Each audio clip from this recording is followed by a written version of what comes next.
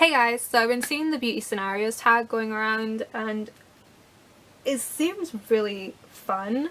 I saw Amber F and Thrifty Beauty do it. I will link them in the info box, and they did like a collective tag, so yay! Inclusion! So I've got all the questions on my phone, so I'm just gonna jump right into it. Question 1. You have to get rid of all your foundations and you can only keep one drugstore and one high-end. Which do you keep? For drugstore, I would keep Max Factor Face Finity, and for high-end I would keep the Lancome Tinted All Ultra because they're my fail-safe foundations and I probably will only repurchase those ones anyways. Question 2. You've got an interview and the lady interviewing you has lipstick on her teeth. Do you approach the subject or ignore it completely? Well, I am super paranoid about getting lipstick on my teeth, and I would like it more if people would tell me if I had lipstick on my teeth, because I've had horrible instances where I've worn a matte coral lipstick, and matte lipsticks are quite bad for getting on your teeth, and it was right across there. It was like I had coral braces on. It was horrendous. And it was only until this really hot guy came up to order coffee and I'm like, oh hi! And he's just like, oh my god. He did this like, oh my god face. It's like, okay, let's take my teeth, don't I? Yeah. You could have just said. So with that in mind, yes, I probably would say something about it. I would hint and then I'd be blunt, you know. Got a little something on your teeth there. It's like, yeah, you got lipstick on your teeth. Something like that. I do that in real life anyways. If I'm talking to someone and they have lipstick in their teeth, I'll tell them. I'm a nice person. Many people wouldn't. Question 3. You're not feeling yourself and you need a pick-me-up. Which lipstick do you put on to make yourself feel beautiful? I would put on NYX Bloody Mary. It's gorgeous. Always makes me feel happy. It's amazing. I'll swatch it. I've got all kinds of swatches in my hand at the moment. Please try and ignore them. But that's Bloody Mary there. It's beautiful. Oh my god, I've got like stuff everywhere. I need a baby wipe. Number 4. You go back in time for a day to your teenage years. How would you do your hair and makeup differently? Well, for a start, I'd actually put style in my hair. I had butt length, thick hair that I didn't cut for 2 years, so it was full of split ends. And people made fun of me for it. I would have either gotten layers put in or invested in a proper straightener or a proper curling tongue or something. I don't know. My mum always had really short hair, so I didn't really have anyone to look up to for like hair things when I was growing up. I don't know. I know one thing I wouldn't do. I used to do this stupid thing where I'd have like the ponytail way up here. It looked so stupid. I mean, try the size of my forehead. Imagine that with ponytail right up here and all this hair coming down. It was horrendous. And as far as makeup, I would tell myself, well, I would persevere with the foundation thing. I tried foundation once, it didn't work, so I didn't do it again. I would have persevered with it and got a decent mattifying powder, because that was another thing I used to get slagged off a lot for, was having a really shiny forehead because I have quite oily skin, so I was a grease ball in school.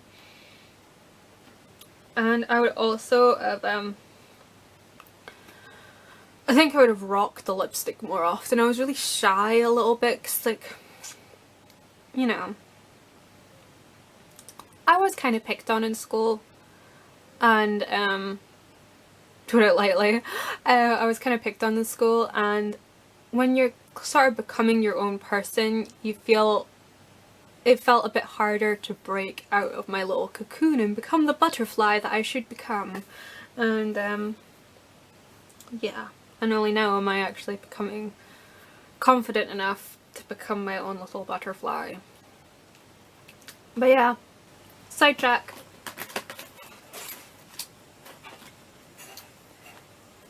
So question 5. You ask your hairdresser for a shoulder length Pixie Lott haircut, but they hear you wrong and give you a pixie cut.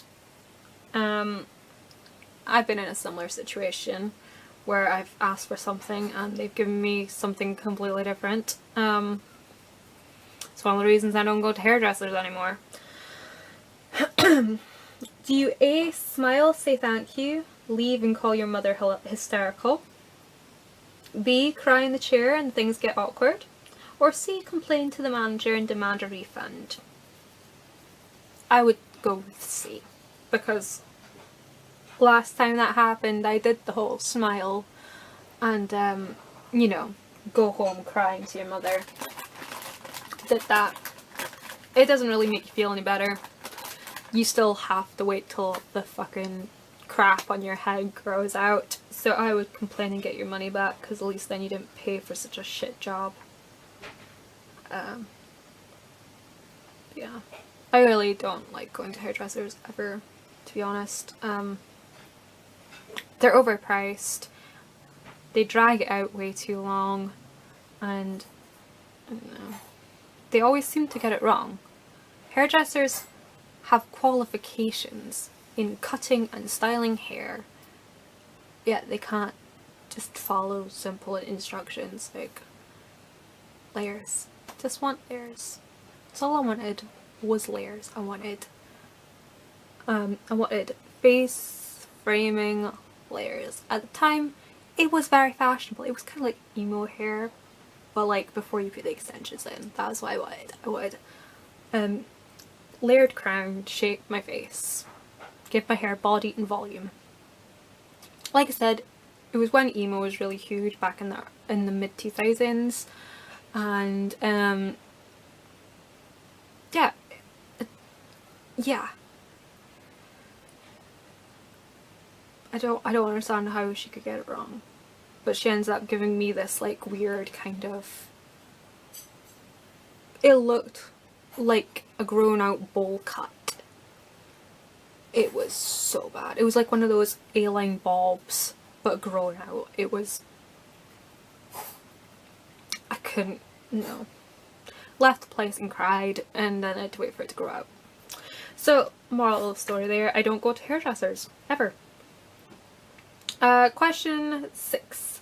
Your friend surprises you with a 4-day city break, and you have 1 hour to pack. Which do-it-all palette do you pack in your makeup bag?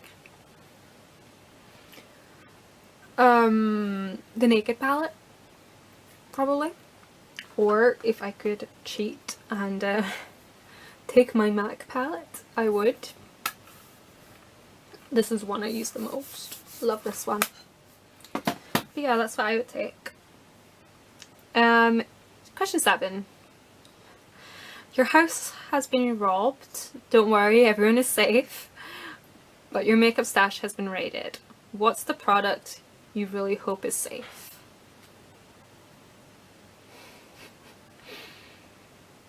Is it bad that I'd be more worried about my books?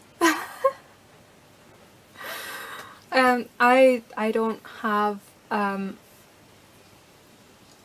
have such an intense relationship with any one product. I would be gutted if it disappeared. Is that bad?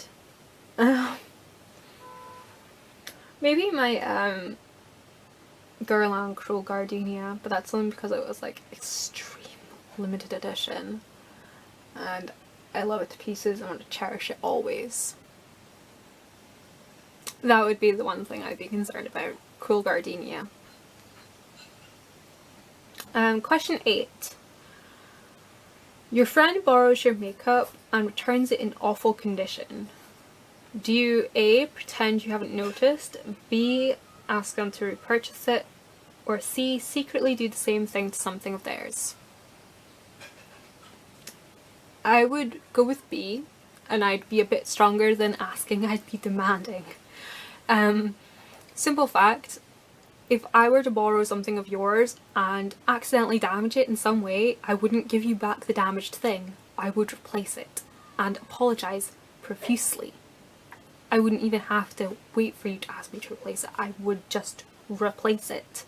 I'm the bad person that damaged your property, so replace it. It's just, you shouldn't have to think about it. So yeah, if someone borrowed some of my makeup and returned it either damaged or broken or something, I would demand that they would replace it, and they'd never be allowed to borrow anything of mine ever again. Yep. So that was the beauty scenarios tag. That was an interesting, eclectic set of questions. But yeah, I hope you guys enjoyed my answers. I hope you find my little stories funny. And yeah, I don't know who to particularly tag because I don't know who's done this already and who hasn't. So I collectively tag people as well, and if you haven't already done this, please do. It's fun. I'd like to see your answers. So thank you guys so much for watching, and I will see you later. Bye bye.